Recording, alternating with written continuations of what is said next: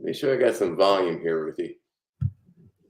Hi, Jeffrey, welcome. Well, thank you, Steven. I hear you loud and clear. Do you hear me all right? I hear you all right, and you look amazing, sir. Well, I feel good. Thank you. That's right. So, welcome to the TRT and Hormone Optimization YouTube channel. And thank you for watching and joining us during this 1 hour live session Q&A with Dr. Jeffrey Ruterbusch. We celebrate our 75,000 subscribers today, so that's awesome. Thank you, each and every one of you, for following along on this optimization journey. So, Jeffrey, how are you doing? I can't complain, Steve. It's been a while since we've gotten together, but things are fine from my end, and hopefully they're fine at your end also. Yes, sure thing. We're having a nice summer here. So we've already got some questions in the chat box. We also had some questions prepared in advance from the Facebook group and from the YouTube channels from under the YouTube videos. So let me first scroll to those. Yeah, a question that's already lingering a while to be asked to you. Let's start with this one. If you start TRT and you didn't actually need it, will you then become reliant on it for life? Well, that's a simple question. No, not at all. I've had many people who have gotten off TRT once I started them, and they've gotten their hypothalamic pituitary gonadal axis back, recaptured itself within time, within 3 to 4 or 5 or 6 months. Sometimes it takes longer, like a year and a half, depending on how their dosing schedule was, their protocol was, how long they were on the TOT protocol. But no, you can. I've never had a patient in over 40 years of doing this that was not able to reconstitute or reconnect with their own axis. Okay, so that's quite different from doing high dose cycles of testosterone or other anabolic compounds then? Yes, that's different than doing the abusive doses versus the TRT doses, yes. Okay, so with TRT, there's no real risk of becoming dependent on it. Nope. Then question that keeps on coming back, can TRT make you infertile? Well, yes. While you're on the TRT, the numbers can be impacted so that it can become very difficult to impregnate your spouse or your loved one. Yeah, it does do that. But they've researched, they mean scientists, doctors, they've researched testosterone therapies as a means years ago for a viable contraception in men, and it failed. So no, it's not a viable contraceptive for men. And yeah, you can get your own. You can regain your own sperm count back to where it was. Like I said, I've never had a patient in 40 years of doing this who was on TRT who was not able to get back to their normal state if they got off the testosterone therapy. Okay, but when men are on TRT and they want to stay on and impregnate their spouses, how to go about it? What's your standard fertility protocol? Well, I don't like starting men. I discussed this with them prior to getting on a lifetime commitment with testosterone. So I tell them that if they see a marriage or procreating in the future, that I'd rather hold off for medical legal purposes. But no, I've never had a problem. I've had men, and yours truly, who have impregnated a spouse while on TRT. I've got 3 children who I've sired while on TRT. Okay, that's clear. And if that doesn't work out, so you start them on HCG then? Yeah, I used to use a lot of HCG, but now it's more difficult to find and to locate and to access. So now I use Kisspeptin 10 as a means to keep that axis alive. So, like I said, I had a lot of clinical experience with HCG, but as it's becoming more difficult for me to procure it, I'm using Kisspeptin 10, which I've had good luck with so far. Now, my sample of men with Kisspeptin 10 is nowhere near as large as the sample of men over 40 years I was able to help with HCG. But so far, in a fairly small sample size, I've had good luck with keeping men fertile using Kisspeptin 10 in congruent with TRT. Okay. Why does too high of a dose, specifically testosterone, often cause poor sleep patterns or affect quality of sleep? How does that mechanism work? You know, that's controversial, in my opinion. A lot of men, when they're on testosterone therapy, they'll gain some weight. They get a thicker neck because they're putting muscle accretion everywhere. And the sleep apnea, not central, but OSA, not central OSA, but obstructive sleep apnea is something that is very ephemeral, and it does occur at times with men on testosterone. But most of my research indicates that's got more to do with the fact that men are getting this thicker vocal cords, thicker neck muscles, and that's what has a lot to do with the negative impact on quality of sleep while on TRT. But that's not a common complaint I get. I rarely get a complaint that guy says, "Oh man, doc, I'm having great results, but my sleep has been negatively impacted." However, if you do take your testosterone in the evening time, remember it's an anabolic agent, and I do find that will negatively impact a man's sleep architecture. Okay. Another question from under a video. Can you have high SHBG due to low carb diets like keto? Like what? Like keto. Keto. Yeah. Yes. Answer is yes. I've seen that many times. Okay. So that's one of the side effects of a ketogenic diet. Yes. But again, it's not across the board. There is biochemical individualization, I guess you'd call it. I have seen it affect people's SHBG on keto positively and negatively. Now, I do recall there was a recent video you had that was rather an eye-opener about the importance of, or the overemphasis on free testosterone as compared to total testosterone. Exactly. Yeah. And therefore, the importance of SHBG. And believe it or not, that was covered. There's a textbook of testosterone, came out 2012. That's all covered in there. But the fellow you had, I can't remember his name. Ryan Root. Yeah, but what he covered, it was a little different. I had to go back into my textbooks after seeing that video and review some materials.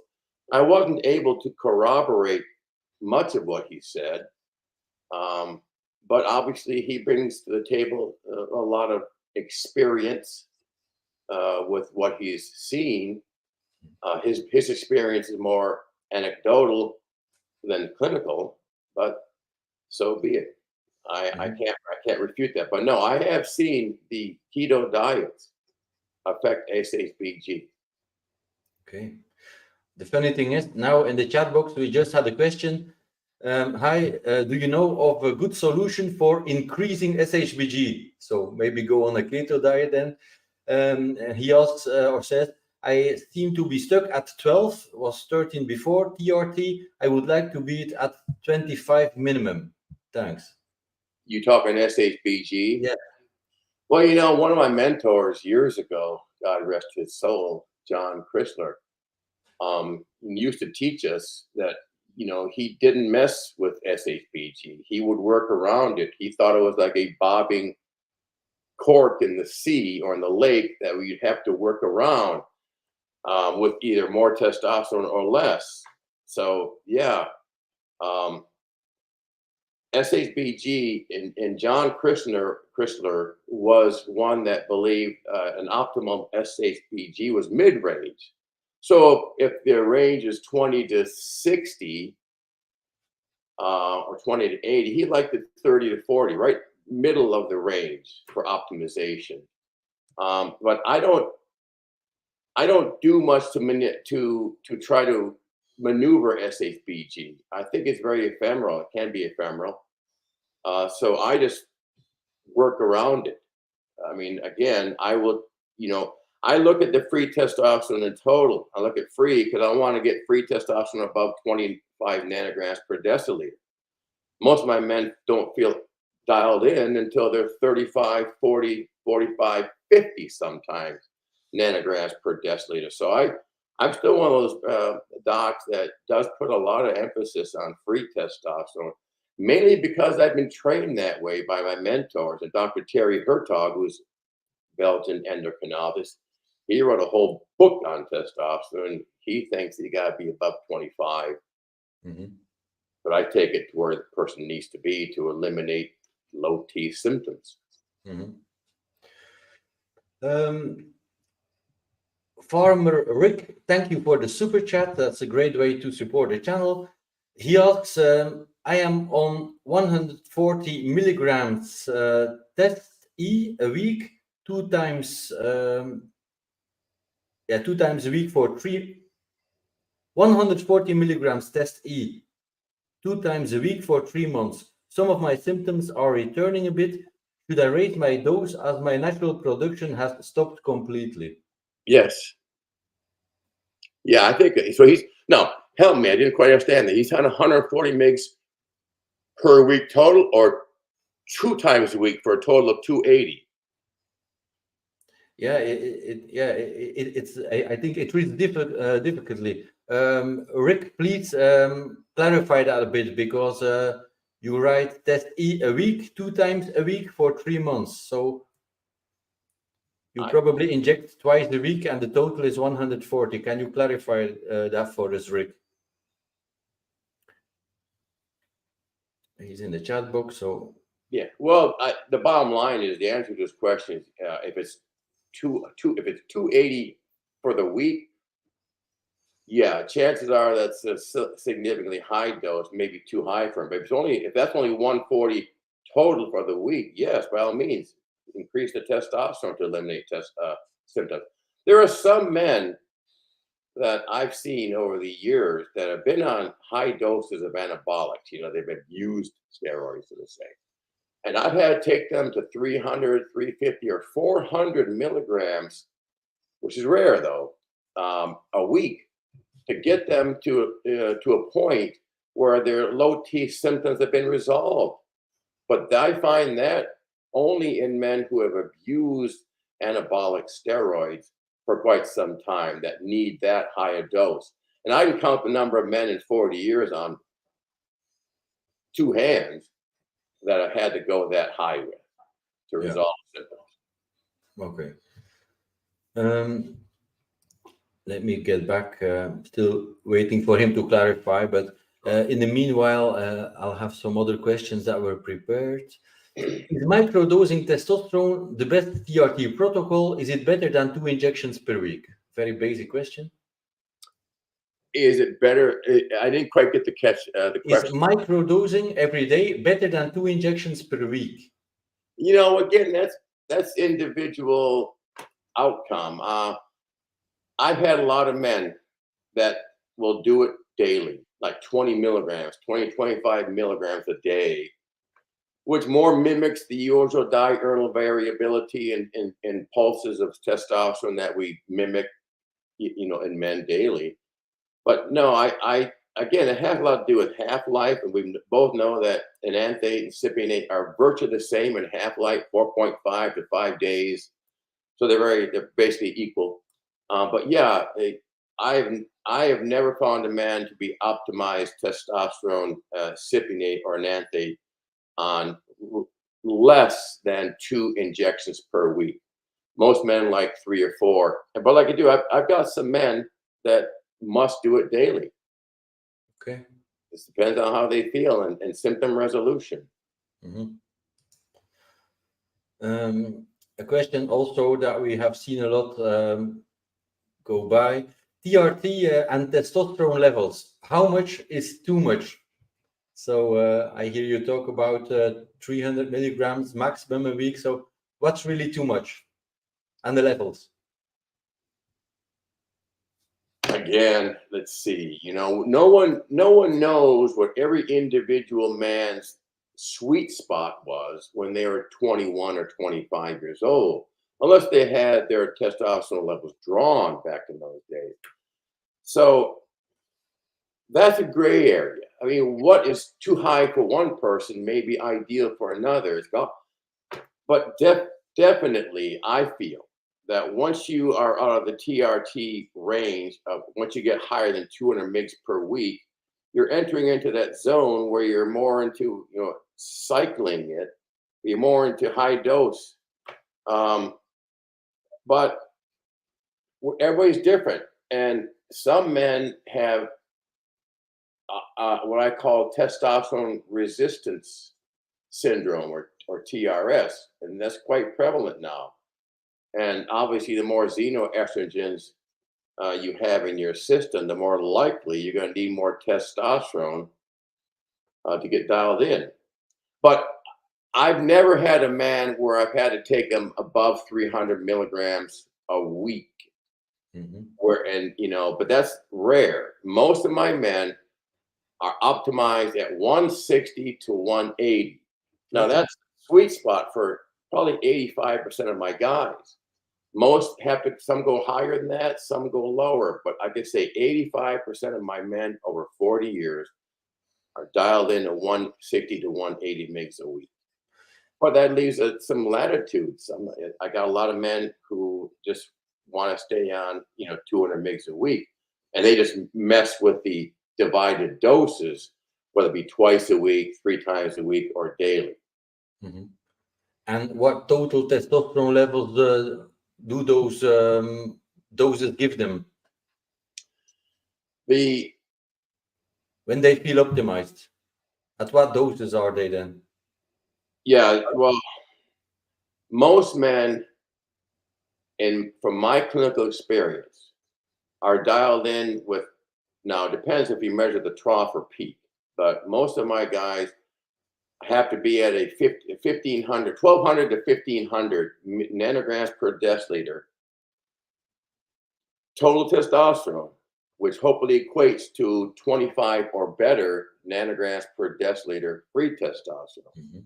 But I don't know, when Danny Bosa had a talk on this some time ago, I think he did a survey where most guys that were contributing to your channel contributed the information that most guys are dialed in at 35 to 45 nanograms per deciliter free testosterone.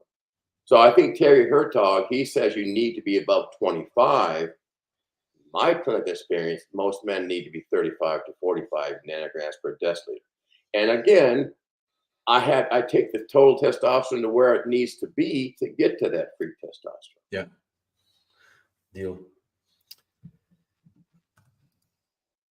Yeah, a question we had in the chat box and earlier today.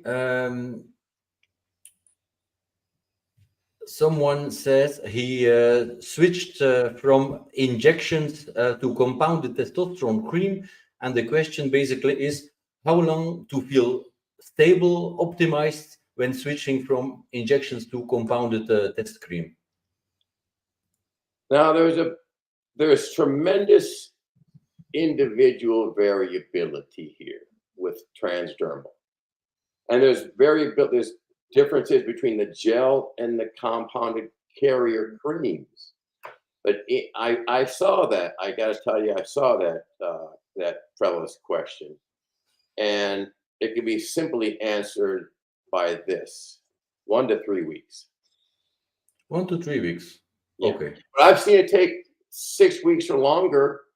But Mhm. on average, 1 to 3 weeks. Yeah. And then we're probably talking about the good absorbing transscrotal route of administration. Yeah. There's a lot of, it being a dermatologist, there's a lot of people who have different skin types, skin depths.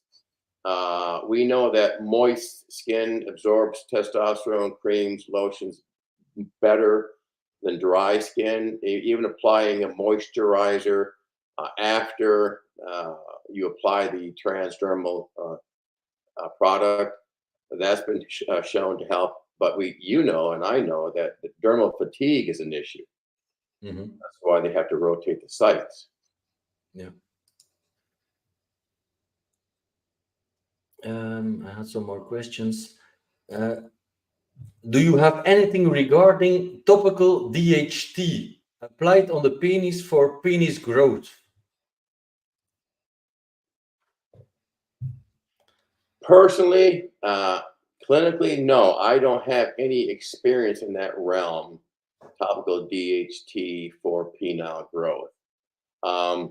There is a friend of mine that down in the greater Miami area that dabbles in penile augmentation.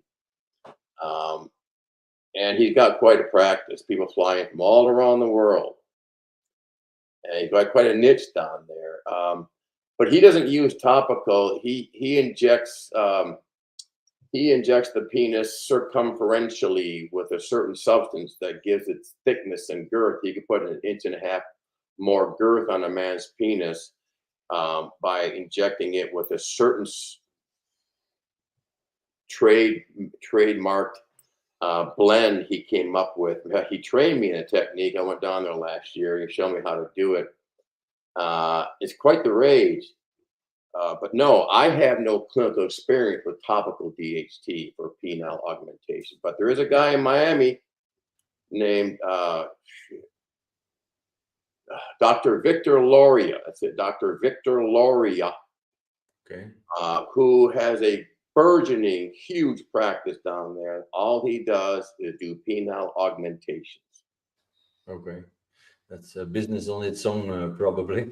Oh, it's a huge business. Yeah. And they're paying big money to have that done, and the results are phenomenal. Topical DHT to be used as an optimization tool. Does it actually exist? Have you ever tried it or? No, yes, I've heard about it in my travels through this field, through this space for a half a century. Yeah, I have heard about it, but I don't have any clinical experience with it. What advantages would it give in comparison to just testosterone? Well, we know that DHT is at least 4 times more anabolic than testosterone. So some men need to feel that DHT to be optimized. Henceforth, they respond better to topical, especially transscrotal and injections. Okay. Yeah, a question that I know nothing about because it's about traveling internationally with testosterone and pills. What advice can you give to men in United States probably when they want to travel with injection material and testosterone? How to go about that? I've never had a man come across any complications during travel, as long as they have their prescription with them and the medicine is in like a carrying case or a vial or something indicating it's for that person, and they've got a prescription for it. Never had a problem by any patients who have traveled in CONUS, that's in the continent of the United States, or out CONUS, outside continent of the United States. I've never had a problem from any feedback from any patients who've had the prescription from their doctor. So you don't have to carry it in your hand luggage, especially your. I've had people swear that they check it with their luggage. I've had people bring it on board and put it in the overhead. Okay. No worries there. Okay. I haven't had any feedback from anybody that's ever had their testosterone confiscated. That's good news. Someone in the chat box asks, have you placed any man on the new FDA-approved orals like Jatenzo, Kizatrex? If so, are they effective at raising T levels? I think you asked me a question regarding some newer testosterone delivery methods, these new products. Yeah, he talked about new FDA-approved orals. Oral. So oral testosterone capsules, probably, like Jatenzo, Kizatrex. I have had experience both personally and with patients who have done oral testosterone, but mostly in the form of troches, sublingual troches. Friend of mine, oh God, I can't remember his name. It's old timer. One of the guys that trained Dr. John Chrysler, he was big on oral and troches and sublingual drops. What's his name? Oh, I can't remember his name.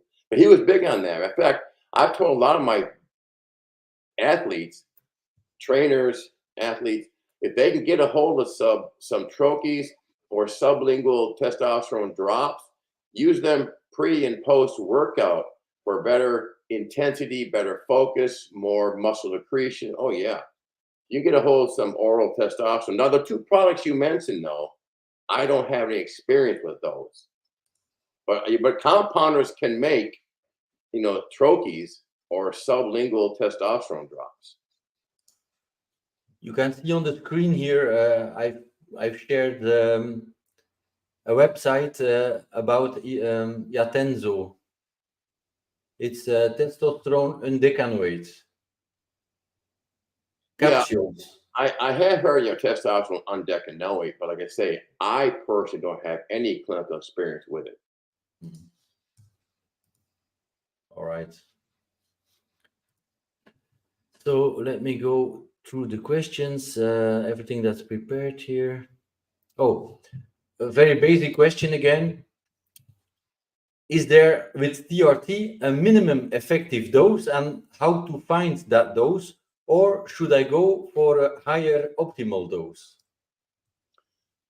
I think this question should be, in other words, what is the best dose to start with? I would rather err on starting low and then working up slowly than starting too high, shutting things off, and then having to back down. So I always start low, or like I call it a testosterone light program. Okay. And then I'll go up from there. Like a good friend of mine, Mark Gordon, he has a test. He's the one who turned me on this phrase testosterone light. Mark Gordon, starts men on 40 milligrams every 3 or 4 days. Okay. And then works up from there. Let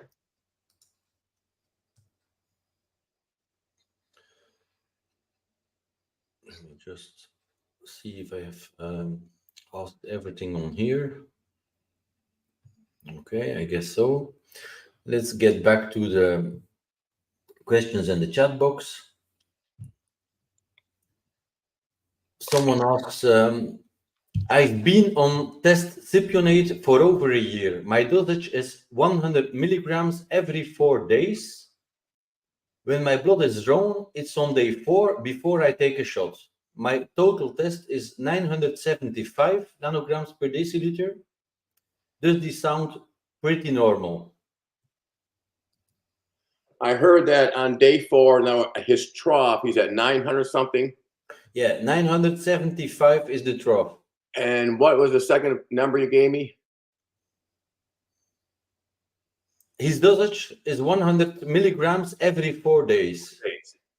And he does a trough draw fourth day prior to injection is 975. But you said some other number after that. No, I didn't. No, that's all that's in the question. Does this sound pretty normal? He asks. Oh yes. In fact, I was about to say that's a great sweet spot to be. If you're at a trough at 700 to 1,000, to me that is ideal, in my opinion. And that level that you mentioned, like 1,500 nanograms per deciliter, is that at the peak or in the middle of the period? That is what I would call an average. In other words, I tend to have men get their draws at their trough, so their primaries aren't freaked the heck out. But I would prefer personally having it midweek, so I know what their average is. But sometimes what I can do is I'll have a guy draw at their trough, and then I'll say, hey, next 2 times you do this for me, get it at your peak. That way I can compute an average. Yeah.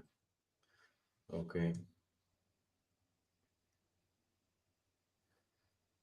Another question about cardiac risk.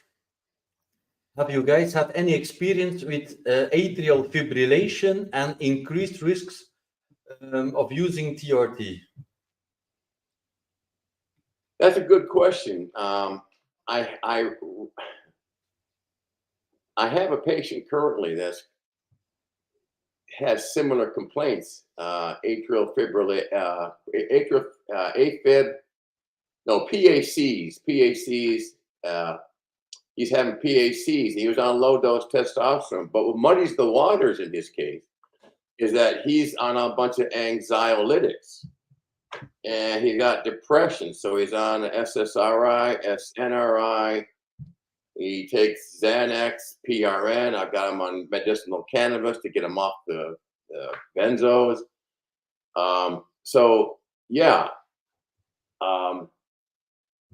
I have had an occasion. So, but the good thing about your question, the timing of this question, is that because this patient of mine has been a somewhat of a difficult patient for me to manage given his anxieties, I've delved into the research, and no, I have not found a lot of information on any textbook of endocrinology, textbook of testosterone that correlates significantly atrial fibrillation with testosterone. Most of those conditions are due to either omega-3 to omega-6 ratio that's offset, the too much omega-6s, to not enough omega-3s in their system.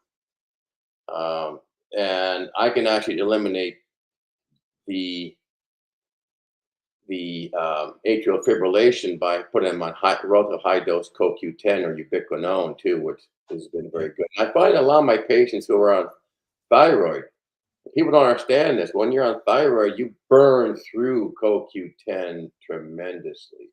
So you've got to supplement with CoQ10 if you're on any type of thyroid. Okay.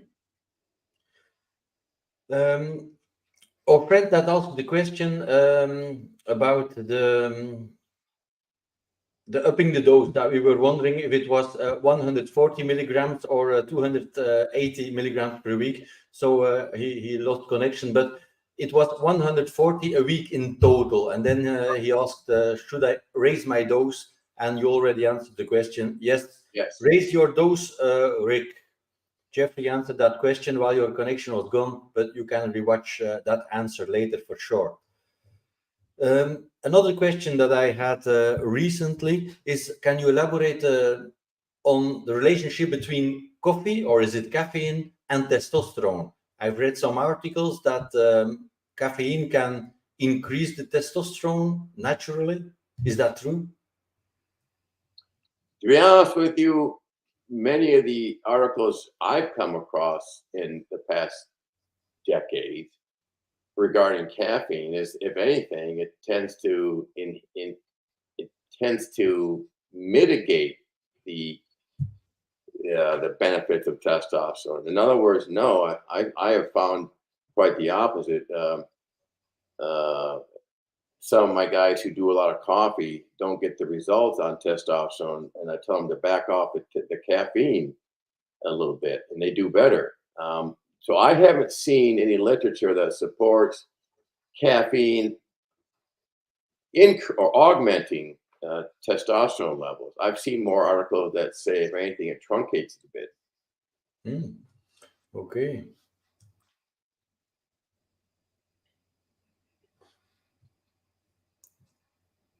Let me have a look.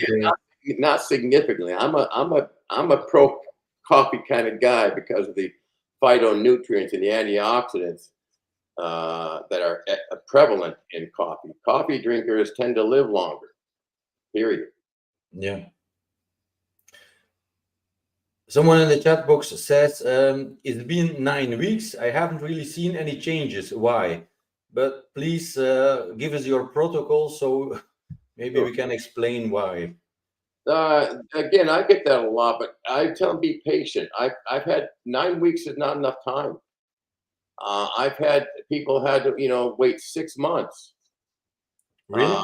Yes, I have. And but probably after how much time do you start tweaking protocols? Oh, I don't wait 6 months, but I have had people who have taken say I usually wait 3 months, 12 weeks before I start tweaking it. Okay. Personally. Yeah. My advice. And is that based on levels or on symptom resolution? Symptom resolution. Okay. So if people after 2 months, 3 months don't feel any change, you just tweak the frequency, the dose, without checking the levels at that moment. Okay. I always manipulate dose and dosage. Okay. First. Yeah. I don't put much credence in lab values. I'm first and foremost symptom resolution. Concerning pregnenolone and DHEA, do you first stabilize or optimize the testosterone and afterwards dial in maybe DHEA or pregnenolone? Or I personally like to start men on one hormone at a time, and it's usually testosterone. Usually after 3 months of testosterone, I'll think about putting on some DHEA. Now, pregnenolone, Dr. Dan, there's another guy, he feels, he's written many books, Purser, Dr. Dan Purser. He's written many books on it. He thinks that everybody needs to be on at least 100 milligrams of pregnenolone a day, male, female. There's no downside to it. You don't even have to measure it. He just feels everybody needs to be on at least 100 mgs of pregnenolone a day. So I don't even, in my routine labs, I don't even measure pregnenolone. I do measure DHEA, however. But usually I'll save pregnenolone down the line if in case I got a tough patient that's not being dialed in, and I'll say let's try some pregnenolone. Add pregnenolone. Start with 100 mgs a day and go up to 200. And then sometimes that's all they need. Sometimes that doesn't do it. But I use pregnenolone nowhere near as much as DHEA in my men. okay. Our friend that said it's been 9 weeks and he hasn't really seen any changes. Now he shared his protocol. He says he's injecting 0.8 milliliters of cypionate 200 milligrams. And he also takes 1 tablet of Anastrozole twice a week. What can you say on that? Well, we both know that we're not big proponents of anastrozole. Any dose of anastrozole, in my opinion, is not appropriate. But if he's been on 9 weeks now of, you said 0.8 ml, so what is that, 160 mgs? Yeah. I'll tell him to go up. He may have suffered from serious testosterone resistance syndrome. Yeah. And you recommend stopping this anastrozole right away? Yeah. You Okay. know how I feel about Anastrozole. No healthy man needs to be on Anastrozole. Yes, but he'll probably say that's because of his high estrogen symptoms. Okay, you know how to fix that problem, Steve? Stop measuring it. Stop looking at it. Don't even draw it. I don't even draw it anymore. Exactly. And if I do draw it, just make sure it's coming up and down. I had a patient recently. I drew it. He said, "Doc, I'm concerned about my estrogen." I said, "Why? Your testosterone quadrupled, so did your estrogen. Good." Yeah. Norm. What are your thoughts on taking enclomiphene along with TRT? Was that enclomiphene or clomiphene? He wrote enclomiphene. Okay. The literature indicates that enclomiphene is the way to go of those two. Personally, Mark Gordon, who trained me years ago, he's big on clomid. I personally have never used clomid. I have had men come to me that have been on it and said they liked it, said it helped them, so I have written it for them. But there are some, you know, on a rare occasion, there's in the literature for clomid, some visual disturbances. And most time they're ephemeral, they're transient. But I'll be darned if I'm going to put a man on clomid and have him have long-lasting visual disturbances, and I'm to blame for it. So I will now use enclomiphene on an occasion because that doesn't have the track record of visual disturbances as does clomiphene. All right. If you start men on TRT and they've never resistance trained before, is there a special kind of routine you start them on, or just is it just general routine like everyone else, or does that depend on the age maybe? Okay, Steven, so routine for testosterone therapy or routine for resistance training? What's the question? Yeah, what a routine for resistance training. Oh, In men that you just started on TRT and you gave the advice, well, you have to start some you form got of resistance training as well. yeah, a man who's not on TRT or a man who is on TRT, they're both going to start the resistance training. To me, they're in the same camp, the same boat. You know, you start I don't change the resistance training program for a guy who's on TRT versus not. Although I will tell a guy who's on TRT, your recovery on testosterone is going to be greatly improved. So you may be able to do, you know, longer, harder workouts with less, you know, rest between body parts. But that's about it. I don't put a man in two different camps: testosterone, exercise, no testosterone, exercise. They're both at you know, square one, exercise. Of course, I'm big on resistance training, but yeah, to me, they're in the same category. Of course, they can do much more in the gym. They'll recover faster. They'll be more motivated, of course. Those are the advantages. I had one more question somewhere, just trying to find this one back.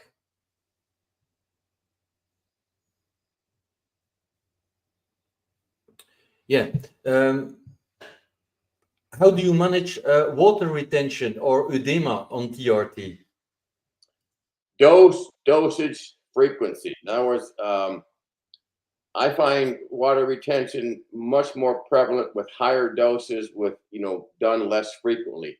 If I put a man on daily sub-Q or IM doses of testosterone, you know, in other words, more frequent but less milligrams, the water retention is minimized. But I always tell them to go on potassium supplements, or, you know, I always find potassium offsets sodium very well and can really minimize the water retention due to TRT, because that's due to sodium retention. So potassium supplementation, I find, is a great resolution for water retention, and of course, taking the dosing much more frequently at smaller amounts. Yeah. Last question I had prepared here.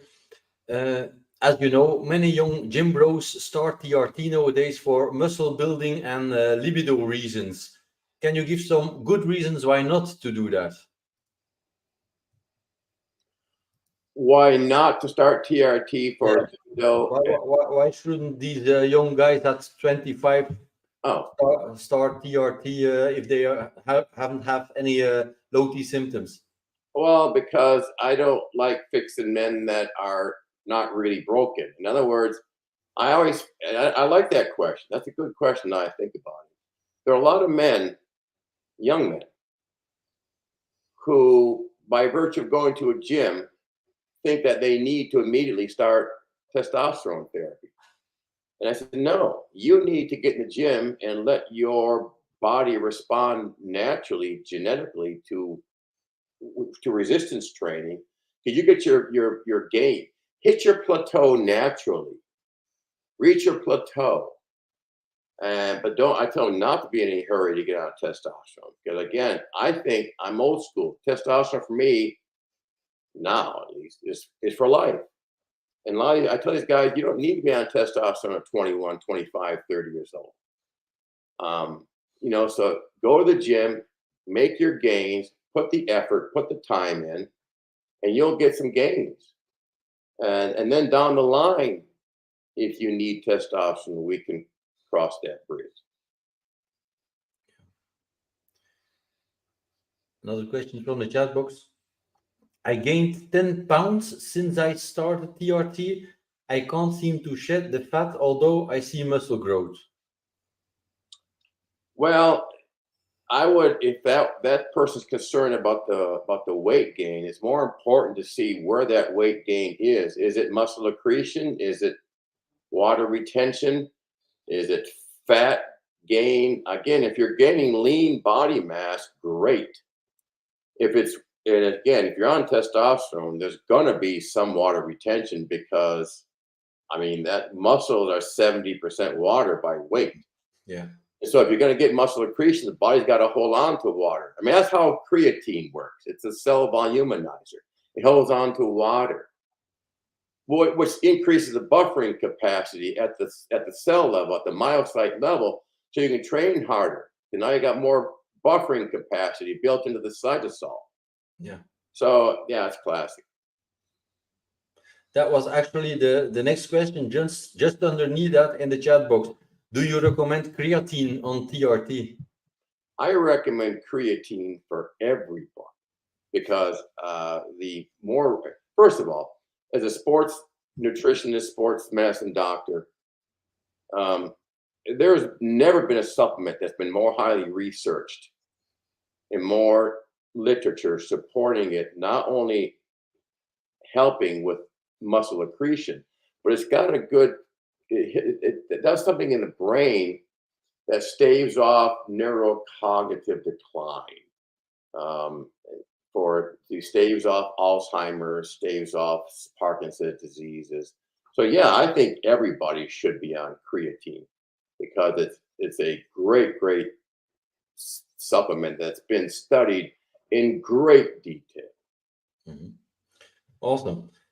I think we went through all the questions for now. I do have something to add though today. Yeah. I got a new book and it's got to do with vitamin D and athletic performance. And so let me put this out there because I'm a big proponent of vitamin D. We know now that, and these are pearls, vitamin D has to be optimized in order for you to reach the gains you seek in a gym. We know now that vitamin D must be at least 50 nanograms per deciliter, or I think it's milliliter, in vitamin D. But it has to be about 50 or better in order for you as a weight trainer, athlete, to get the full type 2 muscle fiber development. You know, got type 1 muscle fibers, type 2 muscle fibers. The fast twitch muscle fibers only will reach their maximum growth and hypertrophy if your vitamin D is above 50. Okay. Crucial. And what doses do most men need to get there? A lot of individual variability here, but most men need, in my opinion, 5 to 10,000 IUs a day.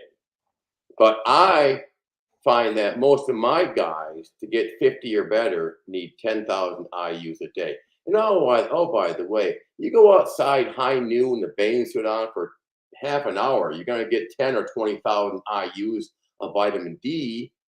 So people freak out, think it's too much vitamin D. No, it's not. You know, they do studies on lifeguards who work outdoors all the time, and they're outside all the time. Yeah. And they're getting sunlight all day long, and their vitamin D is 50 to 80. So yeah, I find personally that you need at least 5,000 IUs a day, but most of my men need 10,000 IUs a day to get above 50. Yeah. Personally, I take 10,000 IUs a day, every day, whole year through, and I hardly reach 50 in a blood level. Hardly. Right.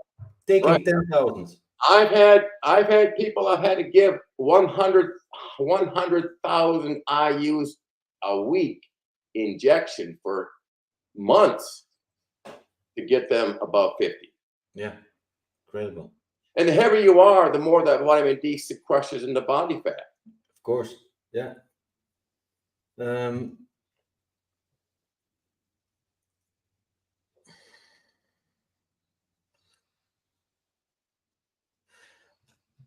The guy that asked about your thoughts on enclomiphene, he asked something here, he added something. I currently take 25 milligrams enclomiphene daily and will be starting TRT next week. Should I discontinue the enclomiphene altogether or just reduce my dose to 2 or 3 times per week? That's a good question. I usually don't have men on TRT or TOT and enclomiphene concurrently. Usually I have them on one or the other, or it's a post-cycle kind of thing. But I do know this. I've had to put men on 50 milligrams to 100 milligrams a day of enclomiphene to get them dialed in. But no, I don't think he needs to be on both. I would taper off the enclomiphene as I'm going on the testosterone. I don't think you need to be on both. Okay. His goals. Right. So before we wrap this up, Dr. Jeffrey Ruterbusch, if people want to work with you, how can they reach you? Well, you know, I have a website. It's Kick Some Mass, www.kicksomemass. However, it's 3 S's because somebody took our website and we had it, and then they took it, so we had to redo it. So it's www.kicksomemass with 3 S's. So KICKSOMEMASSS.com. Okay. I'll Kicksomemass with 3 S's.com. put the link. My website. All right, I'll put the link in the description under the video with the 3 S's. Yeah, 3 S's. Like we had it was 2 S's, but somebody, you know, we didn't like pay the company $25,000 to keep it. Somebody stole it, so we had to redo it. We just add another S to it, but that's we started the company 15 years ago. Somebody stole it, but so it's www.kicksomemass3ss.com. Okay, thank you so much. A lot of people in the chat box are thanking you as well for all the info. And yeah, talk to you next time, Jeffrey. All right, Steven. Have a wonderful day and have a good night there in Belgium. Okay, you too, Jeffrey. Thank you so much. Bye-bye.